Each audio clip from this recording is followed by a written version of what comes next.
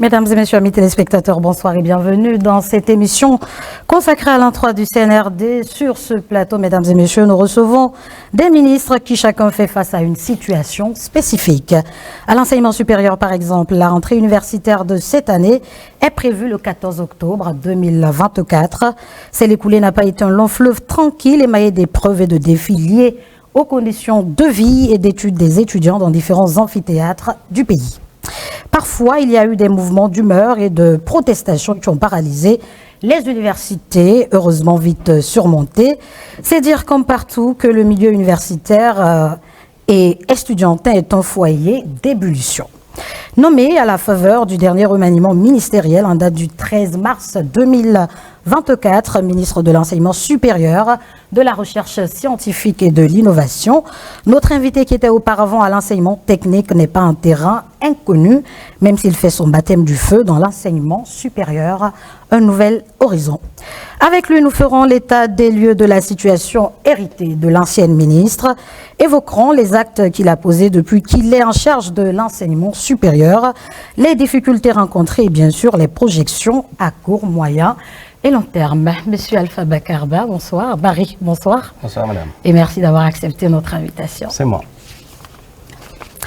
Aimables téléspectateurs, comme chaque année, cette fois-là encore, l'organisation des examens de fin de cycle ont braqué les projecteurs sur le ministère de l'enseignement préuniversitaire et de l'alphabétisation, qui a d'autres centres d'intérêt et d'autres activités inscrites dans son programme.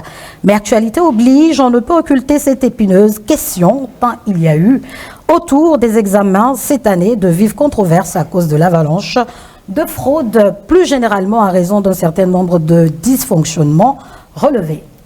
Avec le ministre de l'Enseignement préuniversitaire, nous reviendrons sur les remous dans la cité autour des examens de fin d'année et leurs conséquences avant d'aborder d'autres chapitres tout aussi dignes d'intérêt. L'état des infrastructures, la situation des enseignants contractuels, la qualité de l'enseignement dispensé, le déficit d'enseignants, notamment à l'intérieur du pays. Bref, nous passerons les différents dossiers sur la table. Monsieur Jean-Paul Sédi, bonsoir. Bonsoir, madame. Merci d'avoir accepté notre invitation. C'est un plaisir. Au niveau, mesdames et messieurs, de l'énergie, de l'hydraulique et des hydrocarbures, les Guinéens sont préoccupés par la desserte d'électricité, notamment dans les ménages. Dernièrement, le pays a été confronté à de nombreuses coupures et à des délestages importants qui ont provoqué des émeutes par-ci, par-là. Le gouvernement a pris le taureau par les cornes et s'est mobilisé afin de combler les besoins sans cesse croissants, conformément aux instructions fermes données par le chef suprême des armées, général de corps d'armée, Mamadi Doumbouya. Peu à peu, la crise se résout. À côté des difficultés d'approvisionnement, il y a le problème du règlement des factures pour soulager la trésorerie de l'État qui est tendue et souffre des subventions au secteur. Le ministre de l'Énergie envisage justement, à travers le DG, de poser des compteurs prépayés, une mesure nécessaire mais qui soulève des inquiétudes. C'est donc pour nous l'occasion de l'interroger à propos de son secteur très sensible au cœur des attentes des populations. Monsieur le ministre, bonsoir. Bonsoir. Merci d'avoir accepté notre invitation. C'est un plaisir. Au niveau de la santé, téléspectateurs, plusieurs réformes ont été engagées par le ministre de la Santé et son cabinet, de la campagne de vaccination contre la poliomyélite à la gratuité de l'accouchement, en passant par la lutte contre les faux médicaments et les visites inopinées dans des hôpitaux. Monsieur Oumar Djoueba est avec nous sur ce plateau. Bonsoir, monsieur le ministre. Bonsoir. Merci d'avoir accepté notre invitation. Je rappelle, téléspectateurs, que je ne suis pas seule à conduire à cette émission. Sur ce plateau, nous avons d'éminents chroniqueurs et journalistes. J'ai tout juste à ma gauche monsieur Abdoulaye Siré Diallo. Il est journaliste à Horizon FM. Bonsoir. Bonsoir. À côté de monsieur Diallo, nous avons à nos côtés monsieur David Yombono, qui est journaliste à la RTG. Bonsoir. Bonsoir Kadiatou, bonsoir aux téléspectateurs. Une autre consoeur sur ce plateau, Maïmouna Bangoura, journaliste également. Bonsoir. Bonsoir Kadiatou, bonsoir à nos aimables téléspectateurs. Alors on a 4 ministres auxquels nous allons poser des questions. À toi la parole, Siré. Oui, je vais commencer par le ministre de l'Énergie. Monsieur le ministre, actuellement, les Guinéens ont l'électricité à la maison. On veut savoir, est-ce que c'est l'énergie qui vient des barrages ou ça vient du bateau que vous avez annoncé?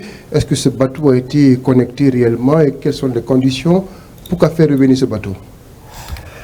Alors, Une fois de plus, bonjour aux téléspectateurs. Et mes hommages d'abord au chef de l'État, mais aussi aux membres du CNRD, parce que si on est là, c'est parce que des hommes ont pris les responsabilités le 5 septembre 2021.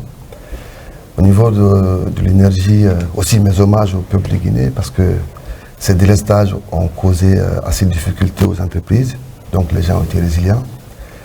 Effectivement, par rapport à la solution qu'on a sous la main actuellement, il y a eu de nombreuses difficultés qui sont structurelles, mais aussi conjoncturelles.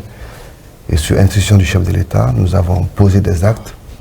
Nous avons fait venir le bateau turc. Ensuite, nous avons posé aussi l'interconnexion depuis le mois de mars passé. Mais actuellement, dire que le courant qu'on a sous la main vient de Soapetika-Leta, une partie oui. Parce qu'à un moment donné, ça nous a été vanté qu'on était sorti d'affaires avec la réalisation des 2 barrages. Mais au moment où je vous parle, un barrage, le couple Soapetika-Leta fait une puissance de 690 MW. Mais dans cette salle aujourd'hui, à date, le barrage fournit 179 MW. Donc l'apport de l'interconnexion du Sénégal, 120 MW, l'arrivée du bateau turc, mais aussi la réhabilitation des centrales thermiques continue d'améliorer de manière significative la situation sur le terrain. Mais pourquoi faire revenir le bateau justement, alors qu'on avait dit que c'était un problème? Alors, vous savez, à la base, nous sommes tous partis que Soapetika-Leta résolvait le problème. Et quand il y a eu la crise que nous avons connue avec l'explosion, on a perdu pas mal d'équipements. Et les groupes de EDG, de manière, quand je parle de la structure, de manière structurelle, il n'y a pas eu de réhabilitation depuis un certain nombre d'années. Les besoins, avec l'augmentation des besoins, Soapetika-Leta qui fournissait pratiquement 450 MW, quand on tient compte du changement climatique, s'est retrouvé à un moment donné, du mois entre janvier, février, mars, à 150 MW. Nous avons, d'abord c'était 280 MW, on a dit bon, pour résoudre la question, il faut tout de suite passer à l'interconnexion. Donc nous avons fait venir 120 MW du Sénégal. Malheureusement, les 120 sont venus, et Soapetika-Leta qui était à 240, s'est encore retrouvé à 150. Donc le gouvernement s'est dit, bon, nous sommes en face d'une situation aujourd'hui, ces barrages, la capacité produite dépend essentiellement de la volonté de Dieu. On ne peut pas continuer comme ça, il faut tout de suite faire venir le bateau turc pour augmenter la capacité de production. Alors, allez-y. Voilà, moi, monsieur le ministre, le retour de ce bateau-là est salutaire, tout le monde apprécie, mais ma préoccupation, c'est qu'en est-il de la durabilité, la pérennité surtout? Est-ce que c'est quelque chose qui va continuer à long terme ou bien c'est juste pour un certain temps? Non, vous savez, nous avons, au niveau du secteur de l'énergie, nous avons, le problème se situe à 2 niveaux. Le premier niveau, il est structurel, donc les investissements ont été sous-dimensionnés et il n'y a pas eu de mise en œuvre du schéma directeur de l'énergie, pourtant qui a été financé par la Banque mondiale avec les partenaires guinéens en 2018. Au niveau conjoncturel, on fait face aujourd'hui, tout le monde sait un peu comment EDG ça fonctionne. Les infrastructures n'ont pas été réhabilitées, on a le changement climatique. Donc il y a un certain nombre d'éléments qui font qu'aujourd'hui, il faut trouver une solution urgente. Le bateau, c'est une solution urgente. Et on s'est dit, le bateau était là, pourquoi il est parti? Il est parti parce que tout simplement, à l'époque, les centrales thermiques qui ont été réhabilitées faisaient 114 MW.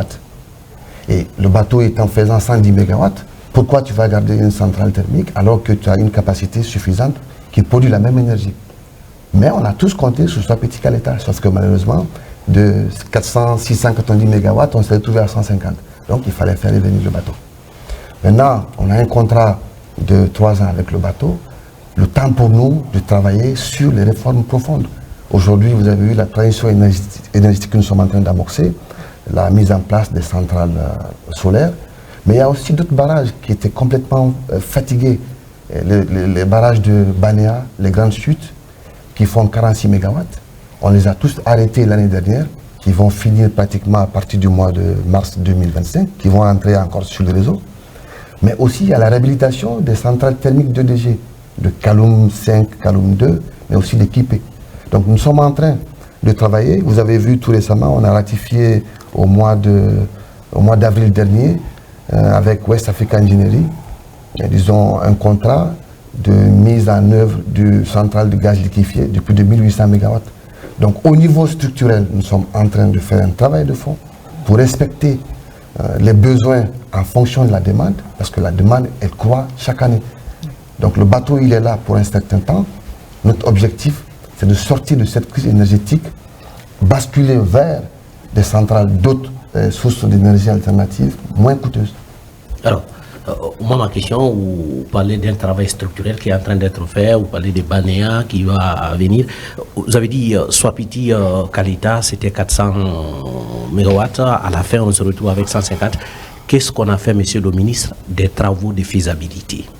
Ces barrages n'ont pas été construits comme ça. Alors, je pense que cette question, c'est bien de la poser, surtout que ceux qui ont dirigé la gestion de ce barrage sont encore vivants.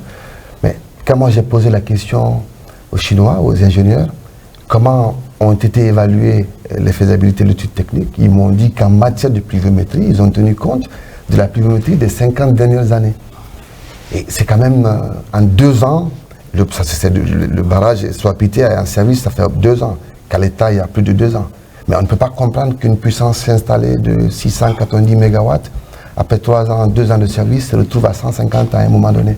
Alors, ça me pousse à poser la question, quand vous annoncez Banéa, quelle est la garantie que vous avez que là, ça sera fait dans les règles de l'art pour ne pas qu'on soit dans la même situation? Oui, en fait, il y a aujourd'hui, vous avez vu avec le ministère de l'Environnement, il y a un plan de reboisement massif qui est en train d'être effectué. Parce que ces barrages, Banéa et autres là, ces barrages n'avaient pas été réhabilités. Vous prenez, c'est comme les centrales thermiques d'EDG. Il y a un schéma directeur qui dit que les centrales thermiques ont un certain nombre d'heures de fonctionnement. Après ces heures, il faut les amener tout de suite au niveau du garage pour essayer de faire la maintenance. Si ces maintenances ne sont pas effectuées, bah forcément, nous perdons des puissances traditionnelles. C'est pour cela, l'année dernière, on s'est dit, bon, les Banéa et autres ne sont pas réhabilités, il faut les réhabiliter parce qu'elles ont atteint leur phase, leur tour de moteur qui permettait d'aller, disons, en maintenance. Aujourd'hui, nous avons un plan très cohérent, une vision qui nous permet de sortir définitivement de cette crise. Je vous dis une chose, les gens se plaignent aujourd'hui qu'il n'y a pas d'emploi, il n'y a pas d'infrastructure routière, le ministre de la Santé est là, il n'y a pas d'hôpitaux parfois, le ministre de l'enseignement technique et de l'enseignement supérieur est là. Le montant engagé dans le secteur de l'énergie par an, c'est à peu près 400 millions de $.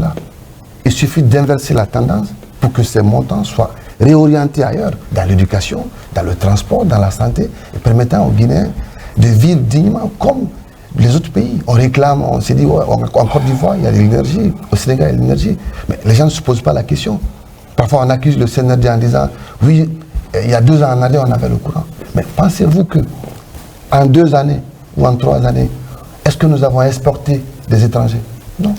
En 3 années, nous sommes ici. Certes, les besoins ont augmenté. Ça veut dire que le schéma directeur établi depuis 2018 n'a pas été respecté. Et en 3 années, Swapiti Kalita, qui est réalisé sur 25 ans, disons, d'amortissement en termes d'investissement, ne peut pas en 2 ans nous lâcher en cours de chemin. Il y a ces questions à se poser. Donc je pense que nous sommes en train de travailler aujourd'hui pour sortir définitivement de cette crise énergétique. Alors moi j'aimerais abonder dans l'autre sens. C'est vrai qu'aujourd'hui on est tous en train d'acculer l'État justement pour rendre l'électricité disponible dans tous les médias. Il faut reconnaître qu'au niveau de l'EDG par exemple, le montant recouvré à la fin de chaque mois ou chaque 2 mois ne correspond pas tout à fait à l'énergie envoyée dans les foyers. Peut-être qu'il faut, je pense, alerter à ce niveau parce que c'est bien de réclamer l'énergie, mais en même temps il faut savoir que l'énergie se paye, c'est pas gratuit. En tout cas, la Guinée n'a pas encore atteint ce stade de gratuité. Est-ce que vous avez une stratégie pour le recouvrement? Bah, bien sûr. Vous savez... mais ça ne sort pas souvent. Si, au fait, je vous faiblement dis, alors. Non. On l'écoute. Avant d'amorcer la mise à œuvre, de mettre en place toutes ces stratégies, il fallait d'abord stabiliser l'énergie. On ne pouvait pas tout de suite aller vers les ménages, pendant la période de crise, parler de pause compteur, parler de paiement régulier des factures. Mais aujourd'hui, l'énergie s'est stabilisée. Ce plan a été bâti depuis, disons, le mois de mars. À date, je vais vous dire une chose. La question de l'énergie, c'est un cancer pour ce pays.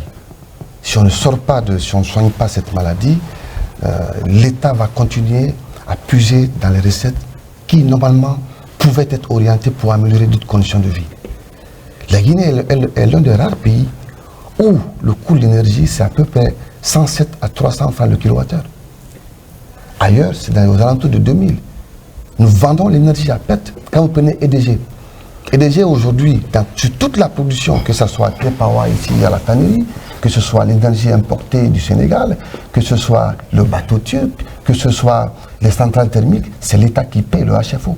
EDG ne paye que l'énergie achetée à partir du Sénégal. Et cet argent, même si EDG ne paye rien, mais l'argent que EDG recouvre, EDG dit nous prenons cet argent pour donner de l'énergie dans les préfectures où il n'y a pas d'infrastructure. Donc on loue des centrales thermiques qui approvisionnent ces populations. C'est pour vous dire que nous avons un plan qui est en marche. Il y aura des mesures incitatives pour amener les gens à comprendre que le logiciel qui a été créé, c'est un logiciel. Quand j'étais à la SEC, c'était pareil. On dit aux Guinéens que le compteur après paiement coûte cher. C'est faux et archi faux. Tous ceux qui ont aujourd'hui installé un compteur peuvent témoigner.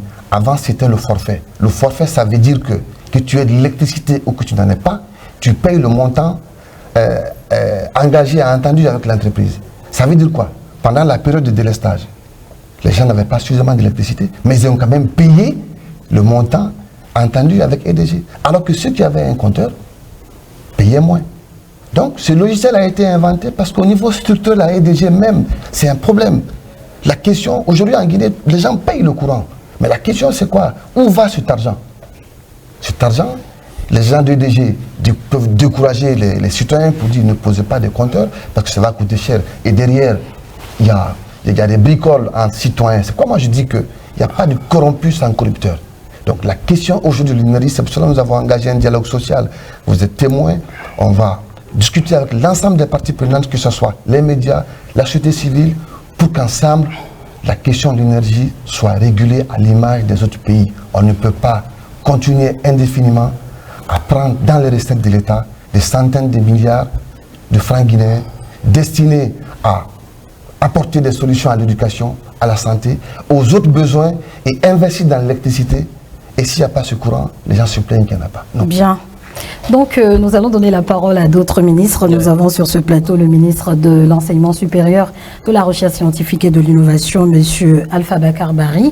Alors, moi, je vous appelle le ministre des Réformes, parce qu'on a vu les réformes que vous avez apportées au ministère de l'Enseignement technique, de la formation professionnelle et de l'emploi. Aujourd'hui, vous êtes à l'enseignement supérieur. Pour moi, c'est un signal fort. Vous avez apporté votre expertise au domaine de l'enseignement technique. Montrez-nous ce que vous pouvez aussi apporter à l'enseignement supérieur.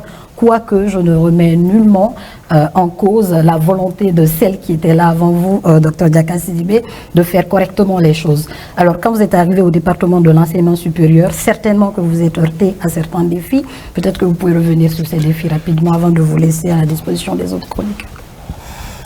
Bonjour, merci de m'inviter sur ce plateau et j'aimerais comme entame dire que nous nous inclinons pieusement en la mémoire des personnes qui sont tombées il y a 3 ans pour nous donner l'opportunité de refonder, remettre sur orbite, en tout cas essayer de nous mettre au service de la nation et remercier également le président de la République de nous avoir donné cette opportunité de servir. À l'enseignement supérieur, à la recherche scientifique et à l'innovation, il est vrai que les défis sont multiples, ils sont de plusieurs ordres, mais il faut reconnaître également que nous avons trouvé un travail bien avancé, que nous essayons de poursuivre, d'achever et de commencer de nouveaux chantiers. L'avantage que vous avez quand vous avez servi dans un gouvernement avant et que vous venez dans un nouveau gouvernement, vous avez le modus operandi pour certaines questions. Pour d'autres, les défis sont grands parce qu'il y a la qualité limitée des ressources humaines en général fait que vous avez du mal à avancer comme vous voulez. Mais tout ça, on est en train, je pense que dans une logique et dans une vision globale, en train de régler ces problèmes-là. Pour commencer, il y a eu des problèmes, il y a l'axe infrastructure. Les infrastructures au niveau de l'enseignement supérieur aujourd'hui sont plutôt appréciables. Et à ce niveau, ce que nous avons pu apporter, c'est de permettre d'abord aux institutions d'enseignement supérieur ainsi qu'aux institutions de recherche de pouvoir justement développer leur propre plan d'amélioration des infrastructures et du cadre de travail. Mais à côté de cela, le président de la République a voulu mettre un épilogue sur un vieux projet de construction de 4 universités régionales à travers l'accord global sino-guinéen. Et ce projet va voir le jour dans les prochaines semaines ou les prochains mois. Donc nous allons améliorer la capacité d'accueil dans les universités au niveau des régions de Kankan. Donc là, il y a l'université de Kankan, l'université de Labé, l'université de Somphonia et l'université de Zérékoré qui vont être construites sur un fonds d'environ 360 millions d'euros. Sur la même question infrastructurelle, nous avons estimé qu'il fallait optimiser les budgets. Et donc, vous voyez, au niveau de la recherche scientifique, les centres de recherche scientifique, les centres de documentation et d'information ont été revus et ont été fusionnés pour que l'on puisse avoir des budgets conséquents et faire face aux défis infrastructurels, mais pas que de ces structures-là. Sur la question du développement du capital humain, il y a un ambitieux programme dans ce département qui consiste à former 5000 masters et 1000 PhD pour venir améliorer la qualité de la formation à l'intérieur des universités. À cela, nous avons ajouté le recrutement de 250 PhD qui ont de l'expérience, qui vont venir clé à main, commencer dans certaines filières, attention, dans lesquelles nous ne trouvons pas d'expertise locale, afin d'améliorer à la fois la qualité de la formation, mais aussi la qualité de l'encadrement pour les études avancées, notamment en termes de master et de doctorat. Le troisième axe dans lequel il y a beaucoup d'efforts aussi à faire, c'est sur la réforme des programmes. Sur cette réforme et la révision des programmes, nous avons travaillé d'arrache-pied pendant les vacances et cette année, nous allons pouvoir injecter 20 programmes pilotes à l'intérieur des universités. Et vous avez, après cela, la réforme dans le domaine de la recherche scientifique et de l'innovation. Nous avons trouvé une excellente politique, un document de politique nationale sur la recherche scientifique et l'innovation que nous sommes en train de peaufiner pour en faire une loi et assortir cela d'une stratégie et mettre en place un fonds pour favoriser la recherche scientifique et l'innovation. Dans la même foulée, vous avez dû remarquer récemment que le président de la transition, le président de la République, le général de corps d'armée Mamadi Doumbouya nous a demandé de faire face à des centres de recherche. Le premier qu'il a constaté, c'était le CERESCOR, qui devient, après être passé dans notre laboratoire, la Cité des sciences et de l'innovation de Guinée. Donc avec de la recherche en océanographie, nous allons mettre en place un centre, une cité qui va accueillir l'ensemble des chercheurs et des centres de recherche scientifique, de documentation et d'information sur un seul lieu, mais qui va être d'un standing international, qui va produire de la recherche de qualité au service du développement, spécifiquement liées les questions environnementales aux questions de développement, avec à la clé des quartiers liés à l'environnement, des quartiers liés à l'innovation, des espaces d'innovation, des espaces de création, des espaces de fabrication, mais également un musée de la science et de l'innovation, ainsi qu'un hôtel pour les chercheurs locaux, associés, mais aussi étrangers qui viendront travailler dans notre pays. Vous avez vu passer que nous sommes en train de préparer le centenaire de la recherche scientifique en Guinée. En fait, c'est le centenaire de l'IRBA, qui est l'Institut de recherche en biologie appliquée de Guinée, qui était communément appelé Pastoria. Ce centre, qui est né dans les années 20, a participé pleinement au développement à la fois de la recherche, ici en Guinée, mais aussi au niveau international. Et nous célébrons le centenaire de l'IRBAG à travers la révision justement d'un programme de développement de l'institution pour le placer au centre de nos préoccupations. Les questions de biologie appliquée sont au centre de nos préoccupations en termes de sécurité sanitaire, mais aussi en termes de sécurité tout court dans une sous-région en tumulte. Et puis, finalement, vous voyez qu'au milieu de tout ça, nous avons adopté le digital comme étant le moyen de travail par excellence, notamment pour faciliter les orientations, les inscriptions.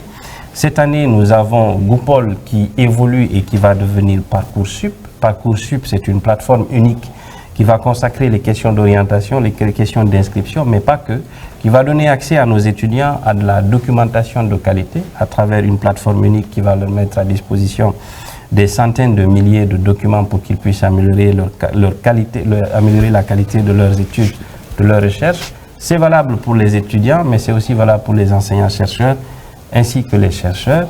Il y aura une plateforme qui va nous permettre, sur la même plateforme Parcoursup, nous allons avoir la possibilité cette fois de gérer nos enseignants, les enseignants-chercheurs et les chercheurs, de gérer leur carrière, qu'ils puissent individuellement, à travers des espaces numériques de travail, se projeter sur 10-15 ans, appliquer, donc postuler plutôt pour des programmes de formation des formateurs, continuer leur carrière, mais nous aussi, ça nous permet aujourd'hui d'avoir une vue, à travers la donnée générée par ces plateformes-là, d'avoir une vue sur la qualité de nos effectifs et ce qui vient après. Voilà, grosso modo, ce que ce qui existe à l'enseignement supérieur et ce que nous comptons améliorer. D'accord. Oui, alors, monsieur le ministre, vous avez parlé tout à l'heure des programmes. Une des choses qu'on reproche aujourd'hui à l'enseignement supérieur dans notre pays, c'est l'inadéquation entre la formation et les besoins du marché de l'emploi. Est-ce que dans la révision des programmes dont vous parlez à l'instant, vous êtes en train de voir cet aspect-là pour permettre à l'étudiant guinéen d'être formé dans une filière à l'issue de la formation, il s'attend tout de suite à un emploi sur le marché local ou de la sous-région. Première question. Deuxième question, vous avez parlé de la formation de 5000 masters. Souvent, on entend des bruits, même si ça ne monte pas beaucoup, que la subvention liée à cette formation, des fois ça arrive très tardivement. J'ai causé avec certains qui m'ont dit que la subvention, on souffre beaucoup d'avoir la subvention par rapport à cette formation. On va commencer par ça, puisque c'est ce qui est plus chaud. Alors, ce programme est un programme qui existait depuis 6 ans. C'est en 2021-2022 qu'il a commencé à effectivement être appliqué. Il était appliqué avant, mais entre 21 et 22, on a enregistré 1300 personnes bénéficiaires de ce programme.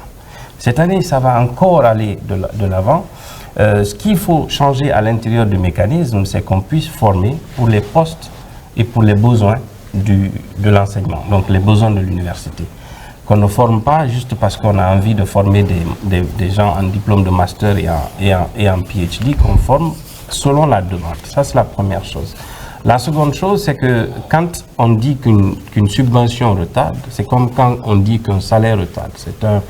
C'est un facteur qui est lié à la conjoncture, mais aussi à l'exécution du budget national. Mais ça impacte la recherche. À l'intérieur, je vais vous dire, aujourd'hui, sur l'ensemble des bénéficiaires que nous avons, c'est un nombre marginal qui a des retards. Mais ce retard est souvent technique. Le RIB n'est pas correct, ou alors l'intéressé n'a pas remonté l'information à temps, etc. Une commission a été mise en place pour examiner tout ceci et permettre à chacun d'entrer dans ses droits à temps. Et justement, la réforme que nous faisons sur la plateforme de gestion des enseignants va permettre en temps réel de savoir telle personne a perçu telle somme, il est inscrit en doctorat dans telle année. Parce qu'il y a d'autres problèmes dont on ne parle pas. C'est qu'il y en a auparavant qui ont perçu les fonds et qui ne se sont jamais inscrits en école doctorale et qu'on retrouve dans le café. Aujourd'hui, on va faire un suivi correct de proximité de tout ceci et avancer. Le deuxième point sur l'adéquation entre la demande et l'offre, d'abord c'est une problématique qui est dynamique, donc qui doit se faire chaque année et sur une longue durée, parce que si nous formons pour notre économie, c'est notre ambition, c'est de pouvoir écouter le secteur privé. Et le secteur privé et nous sommes dans une approche de co-construction des programmes. Donc eux siègent dans la commission de réforme, comme les enseignants, mais aussi les représentants des étudiants. Ce qu'il faut réformer, ce n'est pas seulement les programmes, il faut mettre aussi en place les conditions d'études qui soient assez conséquentes et cohérentes. Les laboratoires doivent être rénovés et installés. Il y en a beaucoup qui sont aujourd'hui achetés, qui vont être installés. Il faut trouver, dans le temps de formation, un temps réservé à l'alternance. Que l'étudiant, puisqu'on forme pour le secteur privé, puisse s'accommoder, s'habituer et s'intégrer dans le secteur privé et le monde de l'entreprise, qu'il comprenne comment ça fonctionne avant sa diplomation. Et le troisième, c'est la qualité de l'enseignant. Donc nous voulons bâtir la stratégie autour de cela.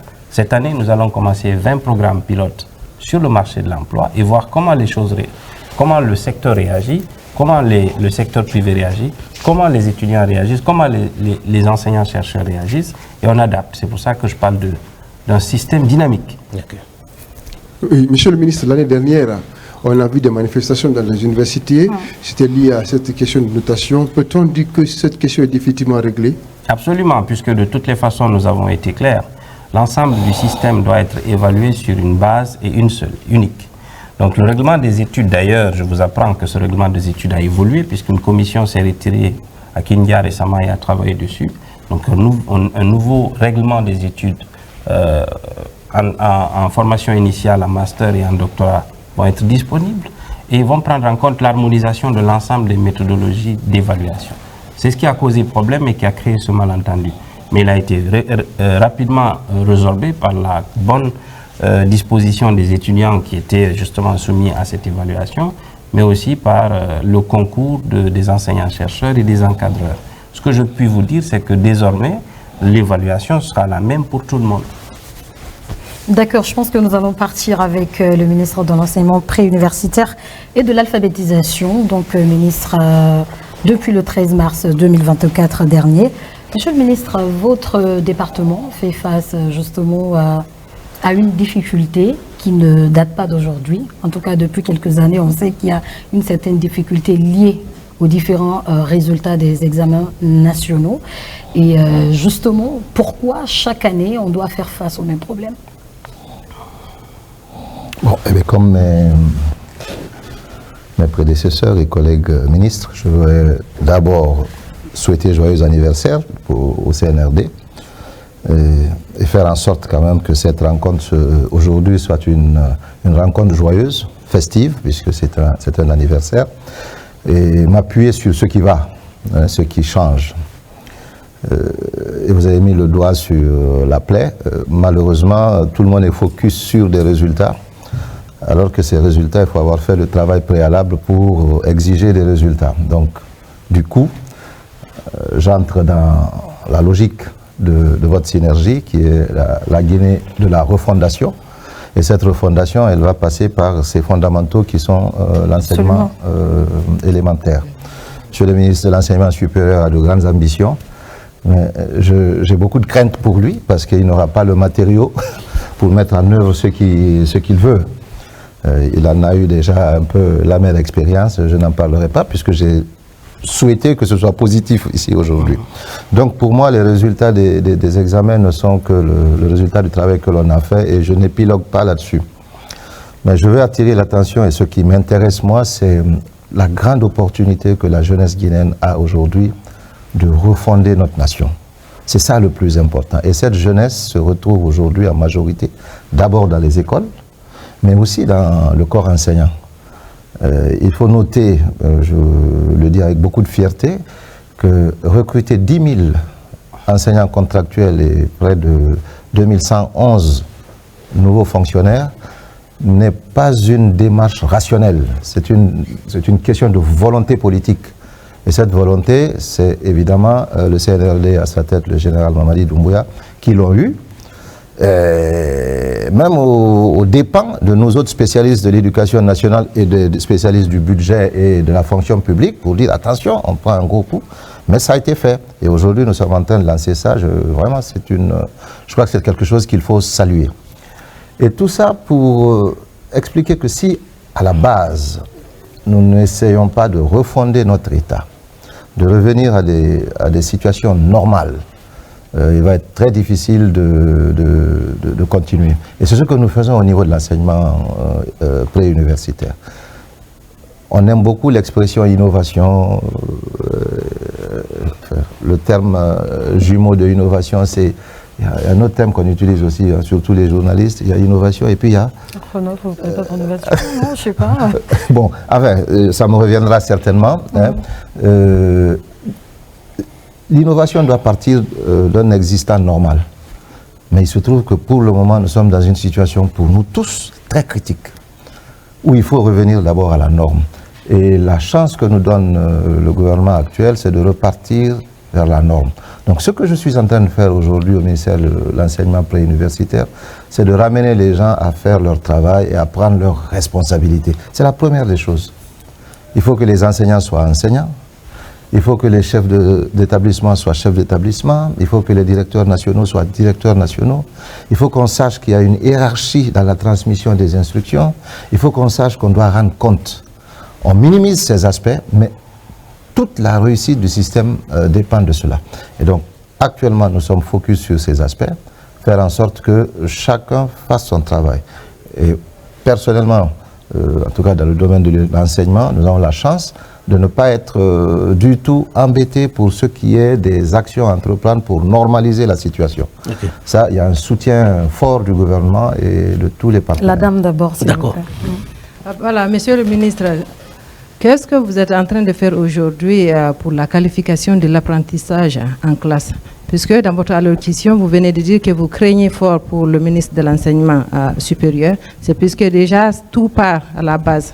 C'est-à-dire les tout petits qui sont à l'école primaire, maternelle, ça veut dire s'ils sont bien formés, lui, il aura le résultat escompté qu'il vise. Il mettra à la disposition de monsieur le ministre de l'Énergie et de la Santé plus tard. Mais c'est ça, c'est la batterie. Mais ce que je viens de dire là, vous voyez, vous ne faites pas la connexion. Ce que je viens de dire là, le fait que chacun fasse son travail, c'est déjà ça, pour que ça soit amélioré. Et ce que je peux dire aussi, c'est que autant je suis focus sur la formation continue des enseignants, sur l'amélioration du management de l'éducation, et de l'autre côté, il y a un focus qui va être fait sur l'enseignement élémentaire. Parce que l'enseignement secondaire, aujourd'hui, on est obligé d'aller avec du pilotage, parce que nous manquons et d'enseignants performants, et d'infrastructures accueillantes pour le secondaire, et de programmes qui correspondent aux ambitions de ceux qui sont au supérieur. Donc, tout notre effort aujourd'hui, c'est de faire en sorte que les gens aillent plus à l'école, c'est-à-dire qu'il y ait un fort taux de recrutement au CP, que les maîtres du CP soient dans les classes, qu'ils puissent faire 5 jours d'études par semaine et qu'ils puissent faire 9 mois académiques, ce qui explique un peu la rentrée le 25 septembre qui est perçue comme une innovation. Ça n'a rien d'une innovation, c'est la règle, c'est la norme. Le périodique normal qui existe, on commence les cours en septembre. Donc c'est pas moi qui l'ai inventé, c'est voilà. C'est comme ça que ça doit se faire pour qu'on ait 9. Mais les parents dans les écoles privées craignent qu'on le fasse payer le mois de septembre. Éducation payante. Bon, vous savez, l'État, l'obligation de l'État, c'est là où on est un peu... On n'a pas compris ce que le ministre de l'Enseignement supérieur a dit. Non, il ne s'agit pas de lui, il s'agit de ministre de l'Enseignement universitaire. Oui, mais en fait, il faut que les parents comprennent cela. L'État a une obligation, et c'est sur nos obligations qu'on doit nous contraindre. L'État a l'obligation de fournir un enseignement de qualité, gratuit, à tous les enfants. L'État se préoccupe de cela. Mais nous avons des citoyens libres et majeurs, adultes, qui décident librement d'aller vers telle ou telle structure pour l'enseignement de leurs enfants. Nous n'avons pas la possibilité, nous, de dire, vous ne pouvez pas envoyer vos enfants dans les privés. Mais nous avons obligation, nous, de faire en sorte que nous améliorons le service public. C'est là où on doit nous parce que c'est l'un des défis quand même à relever au niveau de l'enseignement public. C'est le défi. Moi, je souhaiterais que personne n'aille à l'enseignement privé, sauf celui qui veut un plus. Mais pour l'enseignement élémentaire, je souhaite que tout le monde soit au public. Maintenant, vous savez, souvent les parents et surtout certains entrepreneurs du système éducatif confondent. L'éducation, je le dis et redis sur votre plateau, c'est pas un marché, c'est pas du commerce. C'est qu'on ne vend pas des connaissances par mois. On dit on va nous faire payer le mois de septembre. Le mois de septembre n'existe pas dans la conception de l'éducation. Il y a un programme qui est enseigné. Comme au supérieur, c'est un programme qui est donné, qui est fait en 2 ans, qui est fait en 1 an, qui est fait en 3 ans. Dans l'enseignement aussi, il y a un programme qui est enseigné et ce programme, académiquement, il prend 9 mois. Et il a à l'intérieur 3 mois de vacances. C'est qu'une année scolaire, c'est 12 mois. On dit, l'année scolaire, c'est 9 mois. Non. Une année, c'est 12 mois. Je pense que ça, elle n'a pas besoin d'être scolaire ou d'être politique ou d'être... C'est 12 mois. Les 3 mois de congé font partie de la formation. C'est pourquoi c'est à l'intérieur de la formation. Les 9 mois, il y a 8 mois de formation d'apprentissage et 1 mois d'évaluation. Donc, quelle que soit la manière dont vous payez, vous devez payer le programme. En tout cas, ce qu'il faut 9 savoir, mois, c'est 9 que mois. dans... Ça veut dire si on commence en septembre, on pourrait finir en mai. C'est vrai que si, admettons, il n'y a aucun mal à ce qu'un, je ne parle pas pour eux, mais qu'un fondateur d'école dise non, moi on commence à payer en décembre et vous allez payer jusqu'en novembre. Jusqu'en 9 mois ce sera Décembre, on irait comme ça en septembre. Voilà, vous voulez payer. C'est vous savez, c'est une entente. Le paiement par mois est une facilité qu'offre l'école pour payer la scolarité.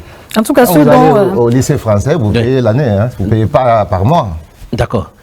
Alors, vous avez parlé de l'amélioration des conditions d'études dans les établissements publics. La rentrée scolaire est déjà annoncée le 25 septembre. Alors, qu'est-ce qui est en train d'être fait pour, ne serait-ce que l'entretien des établissements scolaires? Est-ce qu'il y a eu un décaissement à ce niveau-là, avec les fortes pluies sur le pays en général?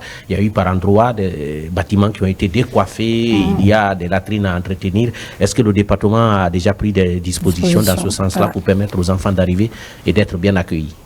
Bon, des dispositions sont... Cela fait partie aussi de la démarche normale d'une rentrée. On prépare les DCE, les IRE reçoivent de l'argent pour améliorer les conditions d'accueil. Il n'y a pas de fonds spécifiques que l'on donne pour cela. Pourtant, cette année-là, le gouvernement est en train de tout faire pour essayer d'alléger le panier de la ménagère, y compris sur le domaine de l'éducation. Donc des actions sont prévues, de grosses actions sont prévues. Un, pour fournir des kits scolaires aux familles les plus démunies, notamment dans les régions les plus inaccessibles et où les difficultés sont là. Un effort va être fait pour ce qu'on appelle de l'alimentation ou des cantines sèches, c'est-à-dire de fournir aux familles directement un peu de ressources pour permettre la rentrée scolaire. Vous savez que même du point de vue, comment je veux dire ça, de l'agriculture, on est en période de soudure, donc il faut aider les familles à venir. Et puis, il y a de vastes programmes qui sont en train d'être entrepris pour les rénovations. Pour d'abord construction, nous allons mettre à disposition près de 700 salles de classe sur cette rentrée. Nous allons faire les remises très bientôt, d'ailleurs, avec le ministère de l'administration du territoire et nous-mêmes. Il y a des projets qui sont faits pour les lycées, mais que nous ne bousculons pas avec beaucoup de force, parce qu'on a besoin d'avoir... On ne bouscule pas très fort. C'est ce que j'explique. Parce que le problème, vous voulez faire de la qualité à un niveau, il faut avoir préparé les produits pour cette qualité. Vous voyez, c'est que si nous avons aujourd'hui des lycées et que nous n'avons pas des enseignants qui sont prêts à intégrer le cursus de formation qui va être donné, que les élèves ne soient pas au niveau, il va y avoir de la déperdition, beaucoup d'inefficacité. Alors c'est pourquoi il y a aujourd'hui en place un comité d'orientation curriculaire qui est fait, qui est fini, pour revoir les programmes, les adapter à tout ce qui se fait, aux besoins du supérieur. Il est fini. Il va falloir faire ces manuels, des manuels qui vont être mis. Vous savez que pour une année scolaire, on a besoin de près de 5 millions de manuels scolaires que l'on doit donner gratuitement. Ce n'est pas une mince affaire. D'accord. Donc ces manuels vont être faits et être mis à disposition. Et ensuite, il y a la formation continue des enseignants. La formation rapprochée, l'encadrement rapproché, c'est un gros travail qui est en train d'être fait. Dans toutes les inspections régionales, on a réhabilité les centres de formation continue. On va y mettre, aujourd'hui, il y a 70 inspecteurs qui sont en formation, parce que c'est là aussi un autre problème, et qui vont participer au contrôle et à l'amélioration de la qualité qui reste, in fine, l'objectif de notre démarche. Vous mettez beaucoup l'accent sur la formation académique. Est-ce que dans votre département, vous ne mettez pas l'accent des fois sur la formation psychologique pour éviter la surnotation, monsieur le ministre, parce qu'on a vu ça ici, des enseignants qui ont un plan de correction, mais qui délibérément... Ça va être la dernière question pour le ministre. On avance sur le ministre de la Santé, s'il vous plaît. On décidé de donner des notes supérieures. Vous savez, j'ai dit tout à l'heure qu'on était sur la refondation et que le premier travail que je me suis donné, c'est de responsabiliser les personnes. Je prends un risque, mais je les responsabilise. Et en prenant ce risque et en responsabilisant, j'ai constaté que les encadreurs sont plus fraudeurs que les élèves. Et bien là, j'en tiens compte et nous sommes maintenant en train de sensibiliser. Parce que c'est une question aussi d'éthique, hein, d'éducation pour eux aussi. Et je pense que si ils sont bien convaincus que leur bonne qualité de travail est récompensée et que les écarts sont aussi sanctionnés, eh bien je pense que tout le monde va reprendre un peu le pli. Et je suis très optimiste avec les jeunes générations d'enseignants que je trouve sur le terrain. Ils ont envie que ça change. Ils ont envie que les choses avancent et que vraiment on ne soit plus en train de traîner les pas tout le temps et de montrer que nous ne sommes que des tricheurs. Voilà, il y a notre collègue Hamza Ba qui vient de nous rejoindre sur ce plateau. Bonjour Hamza. Bonjour Kaba. Merci d'être avec nous. C'est un plaisir. Donc on va continuer avec le ministre de la Santé. Il faut déjà rappeler que l'un des secteurs prioritaires, en tout cas du gouvernement de la transition, reste l'éducation, la santé et bien entendu la sécurité. Monsieur le ministre, merci d'avoir accepté notre invitation. Merci madame. Alors moi je voudrais, avant de parler d'autre chose, qu'on fasse un peu le cap sur la variole de singe quand même qui a commencé un tout petit peu à effrayer les populations, surtout ceux qui sont du côté de Massanta. Qu'avez-vous à dire? C'est vrai qu'on a vu un communiqué de tout ça qui dit que la maladie est maîtrisée, qu'il ne faut pas avoir peur, mais c'est toujours important de vous écouter, de vous entendre en tant que ministre de la Santé. Merci beaucoup, madame. Comme mes prédécesseurs, je commencerai par remercier le président de la République, son Excellence le général de corps Mamadi Doumbouya, remercier les membres du CNRD pour avoir fait de la santé une priorité, pas dans le discours, mais dans les actes. Je remercie également le Premier ministre pour son accompagnement, toutes les actions du ministère de la Santé. S'il y a un secteur qui a réellement bénéficié du 5 septembre, c'est bien celui de la santé. Il y a eu des réformes, on aura peut-être l'occasion d'en parler. Peut-être pour revenir à cette maladie Mpox, je peux dire qu'il faut qu'il y ait de la sérénité. La Guinée n'est pas à sa première épidémie. Nous avons connu Ebola, nous avons connu Covid. Il y a eu même des pays qui ont sollicité l'expertise guinéenne pour les aider à gérer leur épidémie. Donc pour ce qui est de cette épidémie de maladie Mpox, ça a été déclaré récemment par l'OMS comme étant une urgence de santé publique de portée internationale. Et à partir de cette déclaration, le gouvernement, à travers le ministère de la Santé, a élaboré rapidement un plan national de riposte à une éventuelle épidémie. Et sur la base de ce plan, nous avons mis en place un système de surveillance. Donc la surveillance a été intensifiée sur l'étendue du territoire national. C'est ce qui nous a permis d'ailleurs de notifier ce cas à Massanta. Et ce matin, je vous dis, j'ai parlé avec la dame qui est la maman de l'enfant, le cas a été notifié. J'ai parlé avec la maman, elle se porte bien, déjà elle n'est pas contaminée. J'ai parlé avec la fille de 7 ans, qui se sent très bien. Donc c'est pour dire qu'on doit rester serein. Il n'y a pas à paniquer, il n'y a pas à s'affoler. En tout cas, le ministère de la Santé est serein. Donc il n'y a pas à s'inquiéter. Il faut juste respecter les mesures qui seront édictées, éviter le contact avec une personne qui pourrait être malade, éviter le contact avec un animal malade aussi, les animaux sauvages, etc. Il y a des mesures qui seront édictées, qui seront diffusées. Bien, sinon, il n'y a pas de fait. D'accord, on vous remercie pour cette précision. Allez-y, Hamza. Monsieur le ministre, l'un des défis de votre département reste aussi la lutte sur la vente illicite de médicaments, mais aussi l'existence des cliniques clandestines dans tout le pays. C'est un grand problème de santé publique. Depuis votre arrivée, est-ce que vous avez mené des actions sur ce plan? Surtout la vente illicite de médicaments, cette pratique existe encore. Qu'est-ce que vous avez fait? Que comptez-vous faire pour éradiquer ce fléau? Je viens de vous le dire, l'un des secteurs qui a le plus bénéficié, c'est bien celui de la santé. Vous avez même bien fait de terminer par le ministre de la Santé parce que c'est pour dire que c'est la santé d'abord. Pour que tous, que leur département fonctionne, il faut quand même qu'on ait des éléments, qu'on ait des élèves en bonne santé, des étudiants, des fonctionnaires et tout. Donc la santé, c'est la priorité. Le trafic de faux médicaments, c'est un fléau mondial.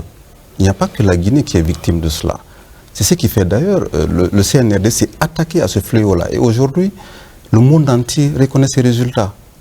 Peut-être qu'en Guinée, on reconnaît moins, mais à l'international, ces résultats sont reconnus, les résultats obtenus. C'est d'ordre sécuritaire. Au-delà de la santé, quand vous voyez ce qui a été retrouvé dans tous ces conteneurs-là, je parlais du tramadol dosé à 225 mg. Ce n'est pas un usage hospitalier du tout. Aujourd'hui, vous partez dans les mines, vous allez retrouver des jeunes qui vous prennent 2-3 comprimés, qui peuvent descendre dans les mines là, ils peuvent rester 24 heures, ils n'ont pas soif, ils n'ont pas faim, ils ne sont pas fatigués. Le sildenafil, je n'en parle pas. Vous savez, tous à un moment donné, on entendait parler de viol à chaque instant. Est-ce que vous entendez autant aujourd'hui? D'accord. Il y a moins de gens qui mouraient dans les motels, dans les hôtels. Oui. Les médicaments contre le palu, on a fait des analyses, il n'y avait aucune substance active. Donc aujourd'hui, comme je l'ai dit, le monde entier reconnaît et félicite la Guinée par rapport à ces résultats obtenus. Parce que la Guinée était qualifiée comme étant la plaque tournante des faux médicaments, la porte d'entrée des faux médicaments pour la sous-région. Ok. Et sur Les cliniques clandestines, Oui. vous savez, il y a le comité qui a été mis en place. On est en train de travailler là-dessus. Ça continue, les opérations continuent. Les opérations continuent. On est en train de travailler, il y a des agréments que nous devons délivrer bientôt. Et bientôt, il y aura une équipe qui va descendre encore sur le terrain, pas plus d'une semaine. Il y a une incinération, une séance d'incinération à Koya. Donc ça continue, c'est pas que ça ne continue pas, ça continue parce qu'il faut d'abord, on parle d'innovation, mais il faut assainir. Donc Absolument. les pratiques, on est en train de travailler sur le projet de loi, la gouvernance, la loi pharmaceutique, le code de santé publique, et il faut qu'on ait des codes de déontologie médicale, parce qu'il faut moraliser vraiment la pratique médicale et la pratique paramédicale. D'accord, et justement, demain, vous allez lancer la deuxième campagne de vaccination contre la poliomyélite. Ça sera à Kindia, si je ne me trompe. Oui. Et déjà, pourquoi la vaccination pour en venir déjà à toute une campagne? La vaccination, c'est l'un des piliers de la santé. Un enfant vacciné, c'est un adulte en bonne santé.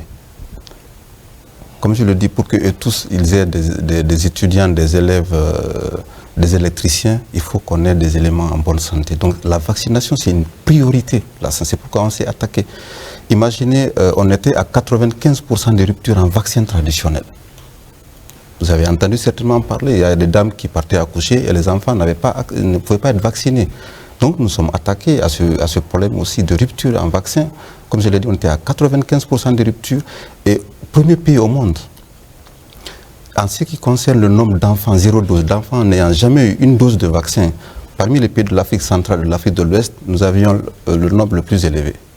Aujourd'hui, cette tendance-là est en train d'être inversée parce que nous avons suffisamment de vaccins.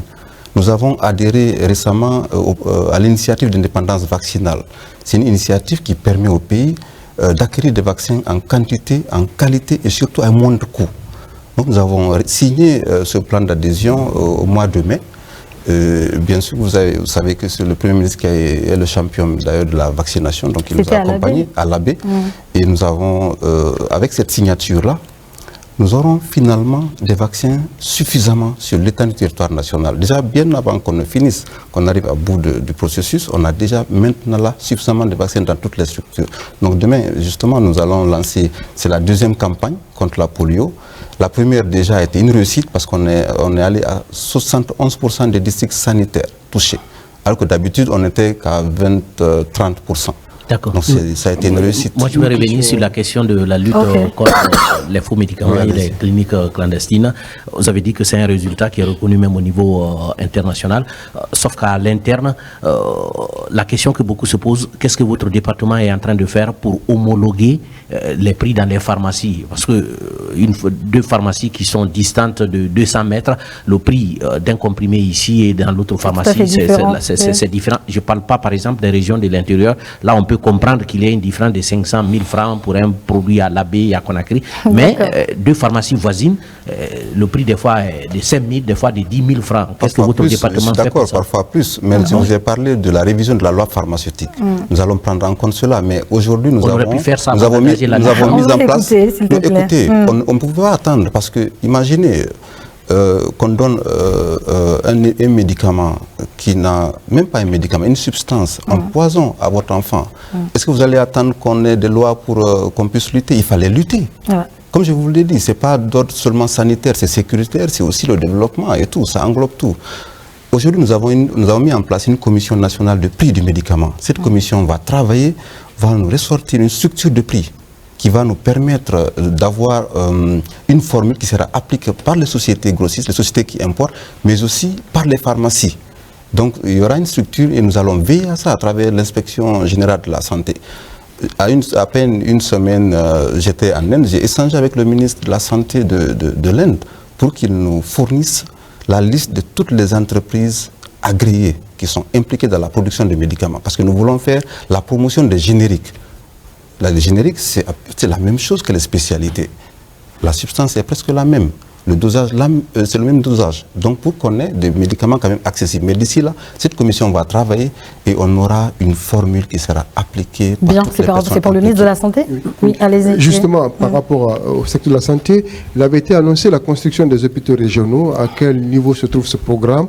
Et parlant de la gratuité de la césarienne, c'est un programme qui avait été beaucoup annoncé. Est-ce que le programme continue? Est-ce que les femmes ont suffisamment les éléments qu'il faut pour pouvoir procéder à cela? Ok. Déjà, pour les hôpitaux régionaux, nous avons 4 pour Kindia, Labé, Kankan et Zérékoré. Kindia, Labé, ça a commencé déjà. Et Zérékoré, Kankan, bientôt.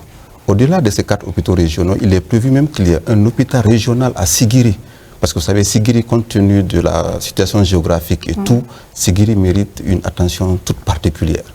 Donc ces hôpitaux, bientôt, c'est peut-être dans moins de 30 mois, on aura ces hôpitaux qui seront fonctionnels. C'est à visée d'ailleurs universitaire aussi. Et ça, c'est le fait de pouvoir être plus proche de la population. Imaginez aujourd'hui, un patient qui fait son AVC à Zérékoré, à Kankan, à Labé, à Kindia, il lui faut Conakry pour faire son scanner. Ouais. C'est un problème. Et nous sommes tous de potentielles victimes. Donc c'est une priorité. Et ces hôpitaux, comme je l'ai dit, sont en construction et bientôt. Mais il n'y a pas que ces hôpitaux aussi. Il y a les centres de santé. J'ai fait une tournée en région forestière parce qu'on a compris que 80% des problèmes de santé peuvent être résolus au niveau communautaire. Ce qui fait que nous faisons de la santé communautaire une priorité. Donc les centres de santé doivent être construits. Et même aussi, à peine quelques jours, j'étais avec tous les entrepreneurs, tous ceux qui ont un contrat avec le ministère de la Santé, un contrat de construction d'une infrastructure sanitaire. J'ai demandé à ce qu'on achève le tout. Parce que tout le temps, on est dans des poses de première pierre, de telle sorte qu'on ne retrouve même plus certaines pierres. Donc il faut qu'on achève vraiment les travaux entamés. D'accord, Hamza, c'est pour le ministre de la Santé. Et la deuxième question, c'était par rapport à la gratuité de la césarienne. Je voulais me retourner un peu. Voilà. La gratuité de la césarienne. C'est une des questions. Pour ce qui est de la gratuité, si vous suivez la télé, aujourd'hui, vous voyez, il y a une campagne de distribution. Au moment qu'on lançait cette campagne-là, il n'y avait aucun kit dans une structure sanitaire du pays. Donc le kit qui était là était reconstitué à partir du stock de médicaments disponibles dans les formations sanitaires. Aujourd'hui, on est en train de distribuer, pour rappel, on a 40 conteneurs de 40 pieds. Donc toutes les structures sanitaires du pays seront approvisionnées. D'accord. Pour la consultation prénatale, le suivi de la grossesse, l'accouchement, que ce soit par voie basse ou par césarienne, tout sera gratuit. Parce que l'objectif, c'est de tout est gratuit ou tout sera gratuit? Tout est gratuit. On le dit gratuit parce que nous-mêmes, nous faisons des visites. Nous demandons aux femmes, est-ce qu'elles ont payé? Toute la région forestière où j'ai été. Il paraît qu'il y a un numéro vert, justement, parce que jusqu'ici... Oui, on a un numéro vert qu'on peut appeler. Si quelqu'un... Mais je ne pense pas aujourd'hui si on peut se hasarder dans les structures publiques à demander de l'argent à une femme. Parce que l'objectif, c'est de réduire le taux de mortalité maternelle et infantile. On est à 550 décès. Pour 100 000 naissances vivantes, ce qui est inacceptable. Et si les femmes se rendent compte qu'en allant à l'hôpital, elles ne vont pas payer, si les maris se rendent compte qu'en envoyant leurs épouses à l'hôpital, ils ne vont pas payer, même ils vont se précipiter pour envoyer leurs épouses. Tout à fait d'accord avec vous, monsieur le ministre. Merci. On vous reviendra. Moi, j'aimerais quand même poser une question au ministre de l'Énergie. Récemment, j'ai appris en tout cas qu'il y a des compteurs prépayés qui ont été postés dans les différents ministères. Si c'est le cas, vous allez nous édifier là-dessus. Au-delà même à la cité ministérielle, il paraîtrait qu'il y a aussi des compteurs prépayés qui s'y trouvent, je veux dire. Et d'après certaines indiscrétions, à un moment donné, il semble qu'au ministère de l'Information, il y a eu coupure d'électricité. Et tout ça, c'était dû à quoi? On a besoin de votre point de vue là-dessus. Bon, effectivement, oui. Comme tout à l'heure, j'expliquais que nous avons un plan qui est déjà en marche. Et il faut que je m'adresse aux Guinéens, il faut que les gens sachent que le secteur de l'électricité, de l'eau, c'est cet enfant qui a été très mal éduqué pendant une vingtaine d'années et aujourd'hui qui constitue un fardeau pour ses grands frères, pour ses sœurs et pour tout le monde. Parce que si vous prenez le nombre de clients de DG, sur 14 millions à peu près, une population, et DG n'a que 600 et quelques mille abonnés. Alors qu'en réalité, l'énergie fournie sur le système, le réseau interconnecté, devrait desservir à moins de 3 millions à 2 millions de ménages. Ça, c'est un premier problème. Donc, c'est cet enfant qui vient gâter un peu tout. Et l'État dit, bon voilà, on prend les moyens, on met à sa disposition, mais ça ne marche pas. Qu'on se regarde, qu'on se dise la vérité. Si on parvient à sortir de cette situation et que les gens prennent conscience, que les gens acceptent que l'énergie a un coût, qu'il faut payer, l'État pourrait orienter à peu près par an 300 à 400 millions de dollars vers d'autres ressources. Le ministre Alpha Bakar serait très content si dans 2 ans, il reçoit 100 millions de dollars. Le ministre de la Santé, c'est maintenant qu'il est en train de chercher qu'il a reçu. Si le ministre Alpha Bakar est encore là. Hein? Oui, le ministre de la Santé est en train de distribuer 40 conteneurs de 40 pieds. Tous ces montants, les gens disent oui, vous payez la route de Dubreka aujourd'hui. Ils sont ci, ils sont cela. C'est parce qu'on prive certains départements pour injecter ces fonds au niveau de l'énergie, tout simplement parce que les gens se disent on ne paye pas. L'énergie a été politisée pendant ces années. À un moment donné, vous avez vu les compteurs après paiement à Kaloum, quand on a commencé, et puis on a stoppé. Nous ne sommes pas en train de blaguer par rapport à cette question d'énergie. C'est pour cela qu'on a commencé d'abord par que les ministères, aujourd'hui, le ministre de Alpha Bakar, ce matin, il m'a salué, parce qu'il sait combien ça coûte la consommation. Tous les ministres sont en train de sensibiliser. Ils nous doivent de l'argent. Non, maintenant, ils payent cash. Il n'y a aucun contrat. Tous les ministères ont des compteurs à prépaiement. C'est une réforme que le chef de l'État a demandé. Au niveau de la cité ministérielle, nous avons installé les autres bâtiments administratifs. Je prends les mosquées, la fois dernière, et les églises. La fois dernière, j'étais en train de discuter avec le comité de pilotage qui va travailler avec l'ensemble des acteurs. Nous sommes donnés moyens sur le pays où les mosquées et les églises ne payent pas l'électricité. Il n'y en a pas. Pourtant, le vendredi, ceux qui vont à la mosquée, ils payent, ils font des gestes. Et les dimanches, à l'église, ils font des gestes. Cet argent doit être là pour amener à entretenir la maison de Dieu. Mais c'est l'État qui paye des gens qui ont la foi. Parce que moi, je n'ai vu dans aucun livre biblique ou coranique où c'est écrit que l'eau et l'électricité doivent être prises en charge par l'État et que les fidèles ne payent pas.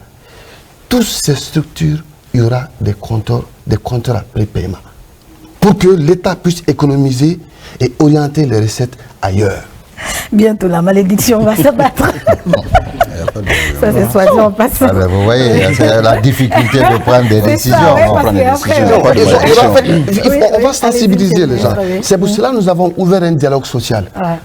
Hamza est là. Nous avons discuté avec eux la semaine dernière. Il y a de ces informations, ils ne sont pas au courant. C'est pour cela qu'à un moment donné, nous avons plaidé. Et moi, c'est aussi un plaidoyer que je fais d'ailleurs au niveau des médias. Dans les autres pays, vous partez, vous trouvez un spécialiste des mines, un spécialiste de l'énergie et de l'eau, vous avez un spécialiste de tous les domaines qui vont à la recherche de l'information. Ce qu'ils disent au public, les gens savent qu'à 80%, il y a de la vérité dedans. Dans le secteur énergétique, aujourd'hui, les gens seront informés, les gens seront sensibilisés, mais il est inconcevable que 700, 600 000 personnes continuent à payer de l'électricité pour 2 millions et quelques de personnes, que chacun paye. Alors les gars... Le courant coupé au ministère de l'Information. Oui, c'est parce que quand on a installé, ils nous ont appelés, ils disent qu'il y a un problème, qu'il y a une panne. On leur a dit que ce n'est pas une panne, rechargez. Quand ils ont rechargé, il y a l'électricité, c'est tout. D'accord, voilà. Alors je pense qu'il faut aller sur les perspectives. Nous n'avons plus... Justement, parlant de perspectives, je voulais poser une question. Hamza, on va écouter Siré, Hamza. je voulais poser une question au ministre Alpha Barry Bakar. Il est le ministre de l'Enseignement supérieur, je le rappelle. On va finir. Vous ne voulez pas qu'on finisse? Non, je vais revenir vers vous parce qu'on va détailler un peu les difficultés qui se trouvent au sein DDG. Il y a des informations cachées et je vais vous les poser. Vous allez édifier les Guinéens sur toutes les difficultés que rencontre DDG. Laissez-moi revenir d'abord sur Alpha Bakar qui a posé des actes dans son département, notamment l'évolution du GUPOL pour devenir désormais Parcours de Guinée. Monsieur le ministre, parlez-nous de l'évolution de Goupol? Quelles sont les nouvelles fonctionnalités qui se trouvent dedans et comment ça fonctionne?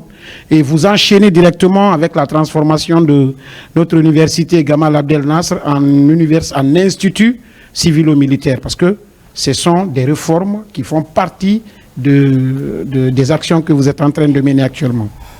Alors, Goupol était une plateforme très bien faite, qui a fait son temps de vie et qui a évolué pour devenir Parcoursup et qui offrait la possibilité aux étudiants de s'inscrire, de s'orienter, de s'inscrire. On s'est dit, pour améliorer le service, il faut aller au-delà. Il faut permettre à l'étudiant, au-delà de cela, d'avoir un parcours, donc de gérer son parcours à partir de son espace personnalisé, dans lequel il fait son orientation, son inscription, il fait le suivi de ses études, ses bulletins de notes, son diplôme de fin de cycle. Il peut demander, à partir de la même plateforme, un certain nombre de documents administratifs, mais aussi pédagogiques. La base de données de Parcoursup sera mise à disposition du secteur privé qui veut recruter. Donc, on a une base de données assainie, des sortants de cette année en mine, en géologie, en géographie ou dans n'importe quel domaine. Cette plateforme et la base de données sera disponible. Sécuriser le diplôme à travers une technologie blockchain pour que le diplôme puisse avoir de la crédibilité qu'il faut. Mais pas que. Il y a l'accès, comme je le disais à l'entame de mon propos, à des documents, à de la documentation. Donc, le problème fondamental de l'accès aux études avancées, c'est trois. Le premier, c'est l'accès à la documentation. Deuxièmement, c'est l'amélioration de l'encadrement. Troisièmement, c'est la présence dans les universités d'enseignants de rang magistral. Donc, le premier problème qui est l'accès à la documentation va nous permettre, à travers Parcoursup, de donner accès, à partir de l'inscription, donner accès à Pludoc, qui est une plateforme unique de documentation, à la fois à l'étudiant, à l'enseignant-chercheur et aux chercheurs, et même au grand public. Ce sera ouvert même au grand public. Figurez-vous qu'il y a à l'intérieur de nos universités, notamment Gamal et Kankan, une multitude de publications de Guinéens qui sont dans ces bibliothèques-là que personne ne connaît. Ces documents et cette documentation, ainsi que les mémoires de fin de cycle. Votre mémoire sera digitalisée et mise sur le site parce que ça peut permettre à un étudiant de mathématiques de cette année de pouvoir s'inspirer de ce mémoire-là, de ce document-là pour pouvoir s'améliorer. Améliorer donc l'accès à la documentation. Ensuite, il y a le parcours de l'enseignant-chercheur. L'enseignant-chercheur commence à la base comme stagiaire, ensuite il évolue jusqu'à être un professeur titulaire. Son évolution dépend d'un certain nombre d'éléments et le président de la République a sorti un décret en janvier pour améliorer la rémunération des enseignants par grade. Les grades pour avancer, c'est à travers un processus d'évaluation à la fois par les pairs, mais aussi à l'intérieur de l'université. Cela sera suivi par la même plateforme. L'évolution des enseignants. Il y a des enseignants qui ont un grade et qui sont restés à ce grade-là pendant très longtemps, qui ne publient pas et qui n'avancent pas. Les enseignants-chercheurs aussi seront suivis. Il y a des chercheurs qui sont inscrits dans des centres de recherche qui n'ont pas publié depuis très longtemps. Ceux-là aussi seront monitorés à travers la même plateforme. C'est cette plateforme-là aussi qui va nous permettre, comme je l'ai dit, de mettre à la disposition du secteur privé, je fais un clin d'œil au projet, au grand programme Simandou, la documentation, pour pouvoir justement les moyens de vérifier l'authenticité d'un certain nombre de documents pédagogiques. Ça, c'est pour Parcoursup. Pour l'Institut Polytechnique Civilo-Militaire, ce n'est pas une grande trouvaille. C'est le président qui a demandé à ce que Gamal revienne à ses proportions de départ. Quand on a eu notre indépendance, les autorités ont réfléchi et se sont dit qu'il nous faut une grande école d'ingénieurs. Il faut une université qui va former nos ingénieurs de demain. Cela n'est plus le cas. Le temps est passé, les infrastructures sont vétustes, les équipements n'existent plus, il n'y a plus d'enseignants de rang magistral dans cet institut. Nous avons donc estimé qu'il fallait recommencer, réinventer cet institut et lui donner les proportions et les standards internationaux qu'il lui fallait. Nous avons travaillé avec l'École Polytechnique de Paris, le secteur privé ici et certains experts qui sont venus d'ailleurs pour construire le projet. La première promotion de cette école va entrer en 2025. Bien, monsieur. C'est la première promotion des classes préparatoires aux grandes écoles qui va avoir accès à l'Institut Polytechnique Civilo-Militaire, nouvelle version.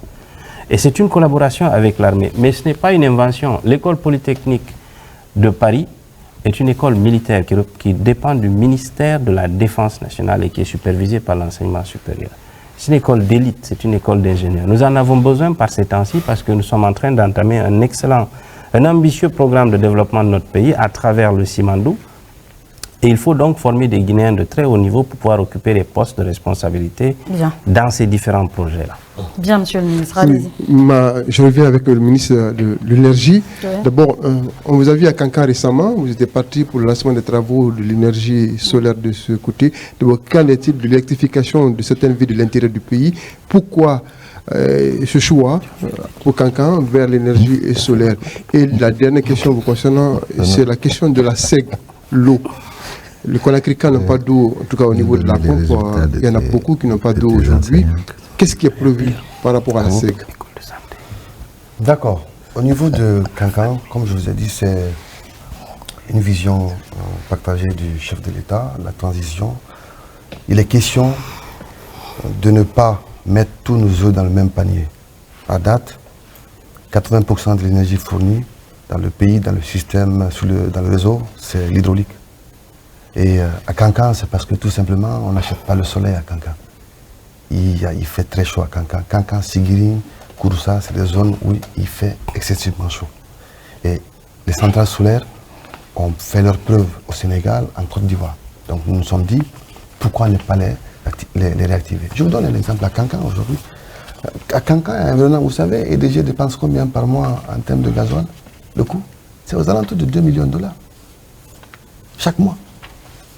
Donc, une centrale solaire de 100 MW dans la région, avec la finalisation du poste de Mali, Guinée-Mali permettra d'injecter de l'énergie dans la zone. Et il n'y a pas que Kankan. La semaine dernière, nous avons finalisé les négociations avec Koumangeli, c'est un projet datant de 12 ans, avec Infraco, Solveo, donc on a échangé avec eux. Ils avaient une concession de 25 ans, on leur a demandé de ramener sur 20 ans. Parce que, certes, nous voulons avoir nos infrastructures très vite, mais il faut tenir compte aussi qu'il faudrait que le ministre de l'Enseignement supérieur, le ministre de l'Enseignement technique, accélère la mise à disposition de personnes capables de maintenir ces infrastructures et de les surveiller. Parce que ces projets peuvent générer jusqu'à 2000 emplois. Donc à Boké aussi, on vient de finaliser la semaine dernière 40 MW à Boké et 40 à l'Insan. Donc sur le système interconnecté à date, nous avons à peu près 200 mégawatts sur le solaire qui sont bien partis.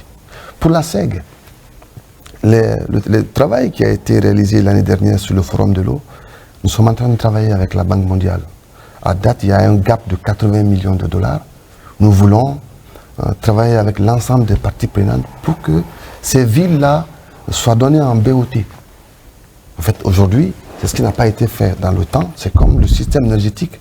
Nous partons en BOT avec des partenaires privés qui vont réaliser les infrastructures, l'État ne paye rien, et ensuite vendre l'énergie à EDG. À la fin du mois, EDG, leur paye ce qu'ils ont pris. Et l'eau, c'est pareil aussi. Mais avant de parler de l'eau, c'est bien vrai que c'est un sujet très important. S'il n'y a pas d'eau, s'il n'y a pas d'énergie, il n'y a pas d'eau. C'est ça. L'eau brute fournit l'eau potable. Parce que vous avez remarqué, même à Conakry, dans le cadre du délestage ici, quand il n'y avait pas d'énergie, la plupart des gens qui ont réalisé des forages aujourd'hui avaient des difficultés à pomper parce qu'il n'y avait pas d'électricité. Donc nous travaillons, il y a des villes, les 7 grandes capitales aujourd'hui, il y a eu des MOU avec des partenaires indiens, des partenaires américains. Nous pensons que la zone de Kankan, la zone de Kindia et de Labé, les activités sur ces 3 grandes villes pourront démarrer d'ici la fin de l'année. Mais le Grand Conakry, le financement est bouclé, il reste 80 millions de dollars. Et même hier, on en parle avec le ministre des Finances, de trouver un partenaire privé. Et il y a un facteur important que nous sommes en train aujourd'hui de faire. C'est intéresser, amener les opérateurs économiques locaux à s'intéresser au secteur de l'eau et de l'énergie. Vous prenez aujourd'hui le côté électrification rurale. Dans les zones rurales, construire des infrastructures de 1 MW, 1 MW c'est 1 million de dollars. On en a combien de millionnaires en dollars à Madina? Alors qu'en BOT, la personne peut, disons, sécuriser son financement. Nous voulons que les investisseurs locaux s'intéressent au secteur de l'eau, investissent pour au moins permettent de créer de la plus-value. D'abord, des bénéfices chez eux, mais aussi créer de l'emploi. Parce que la plupart aujourd'hui des activités dans d'autres pays, les locaux y participent, mais malheureusement chez nous, ce sont les étrangers qui viennent investir 80 millions de dollars, 20 millions de dollars pour des projets comme ça. D'accord, monsieur le ministre, on n'a plus beaucoup de temps, malheureusement, les chroniqueurs, vous allez nous excuser. On va permettre au ministre de l'enseignement préuniversitaire de placer quelques mots en si peu de temps, malheureusement. Et ensuite, le ministre de la Santé, avant de clore cette émission, malheureusement. Non, moi, je suis déjà très heureux de ne pas être une préoccupation pour les journalistes. C'est un plaisir. Mais non, mais ce que je veux dire, pour moi, c'est encore une fois inviter surtout les journalistes à toujours aller, surtout dans le domaine de l'enseignement, que ce soit supérieur ou truc, de toujours aller vers le positif. On a trop tendance à s'auto-flageller dans nos déclarations. Souvent, la prise de parole va toujours à l'encontre du système, quel qu'il soit. Mais je voudrais que dans le domaine de l'éducation, dans les domaines, les domaines sociaux, ils soient plutôt comment je parle, des apporteurs de solutions. Et il faut qu'ils dénoncent, mais il ne faut pas qu'ils dénoncent pour dire que c'est forcément mauvais, c'est de dénoncer pour dire qu'on peut faire mieux. Et je crois que ça, c'est un point de vue, un état d'esprit qui est développé autour du CNRD avec tout le dispositif Branding Guinée, Vision Guinée. Il faut pas croire que c'est de la démagogie, il faut savoir que c'est nécessaire. Il faut que nous soyons convaincus que nous pouvons réussir ce que nous entreprenons, il faut que nous soyons convaincus que nous avons tout le potentiel pour. Et il faut se convaincre que ce ne sont pas des individus qui sont à des postes, ils représentent des institutions. Il n'y a pas à être contre l'individu et du coup être contre le poste parce que c'est toujours l'ancien ministre, le nouveau ministre, l'ancien ministre, le nouveau ministre. Il faut sortir de cette démarche et être sur le travail. Enfin, profitez de votre antenne pour dire à tous les élèves de Guinée que c'est un plaisir pour nous de les recevoir dans les écoles et que c'est là qu'ils doivent être, dans les écoles, pour apprendre et profiter de toutes les potentialités que la Guinée offre. Merci, voilà, monsieur le c'était ministre. mon message. Et vous, monsieur le ministre de la Santé? Également, vous dire merci pour l'opportunité et surtout demander à ce qu'on se construise pour construire le pays. C'est le plus important. La Guinée ne peut pas être comme certains pays. Tant que nous, Guinéens, nous ne faisons pas pour notre pays ce que les autres ont fait pour le leur. Donc il faudrait qu'ensemble, qu'on se donne vraiment tout ce qu'il faut pour qu'ensemble, qu'on atteigne les objectifs. La maladie n'a pas de frontières. Elle n'a pas de nationalité. Elle n'a pas d'ethnie, elle n'a pas de région, elle n'a pas de statut matrimonial, elle n'a aucun repli identitaire. Donc nous ne devons pas avoir de repli identitaire.